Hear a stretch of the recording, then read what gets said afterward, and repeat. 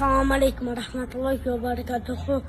Arkadaşlar Ramadan sunan bir tuğandarım orucunuzlar kabul olsun. Allah'a çeksiz makbulları bulsun.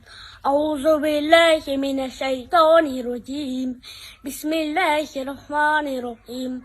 Elhamdülillahi rabbil alemin. Errahmanirrahim. Maliki yevmiddin. İyyâke na'budu ve iyyâke nestaîn. İhdinas sıratal mustakim. Sıratallezîne en'amte aleyhim gayril mağdûbi عليهم ولا ضالين قل هو الله احد والله الصمد لم يلد ولم يولد ولم يكن له كفوا احد إنا أعطيناك الكوثر فصل لربك وانحر إن شانئك هو الأبتر. Uşul Kur'an'da sizler kavla koyunlar. Lenin atman.